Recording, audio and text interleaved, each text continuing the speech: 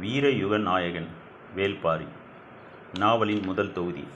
எழுதியவர் சு. வெங்கடேசன். உங்களுக்காக வாசிப்பது ஆ. சங்கர். பதிப்புரை. பரம்பு மலையையும் தன் குடிகளையும் நேசித்தும் சுவாசித்தும் ஆட்சி செய்து பாதுகாத்து கொண்டிருந்தவன் குறுநில மன்னன் பாரி. அவன் வேலூர் குலத் தலைவனானதால் வேல்பாரி.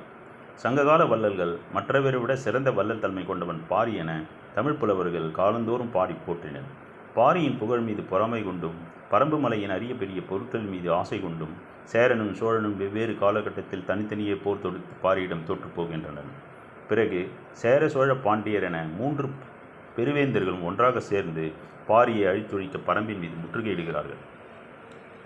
ஆனால் பாரியின் பரம்பு மலையை கூட வெல்ல முடியாமல் போராடிய மூவேந்தர்களின் பெரும் படைகளை அளப்பரிய தன் வீரத்தாலும் போர் வியூகங்களாலும் முழுமுற்றாக அழித்தொழிக்கிறான் வேல்பாரி. அப்படிப்பட்ட பாரியின் வரலாற்றுடன் வெகு நயமான புணர்வுகளையும் பாத்திர படைப்புகளையும் இணைத்து தன் வசீகர எழுத்தால் பாரியின் பால் இழுத்து வாசிப்பவர்களை வியப்புக்குள்ளாக்கியிருக்கிறார் எழுத்தாளர் சு. வெங்கடேசன்.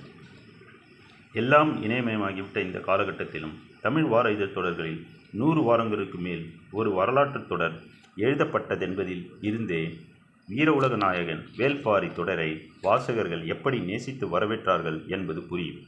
ஆம், ஆனந்த விகடனில் 111 வாரங்களாக பாரியை வாரி அணைத்து வரவேற்றார்கள் வாசகர்கள். இப்போது அழகிய 2 தொகுதிகளாக உங்கள் கைகளில் விரியப் போகிறது பாரியின் வரலாறு. முல்லைக்கு தேர்ந்தெடுத்தவன் பாரி என நாம் அறிந்த ஒற்றை வரி நாயகன் பாரியின் இணையற்ற வீரத்தையும் சுனை நீரினை வீஞ்சும் அவன் ஈர நெஞ்சையும் அறிய பாரியோடு பரம்பு நாடெங்கும் பயணிக்கலாம். வாருங்கள்.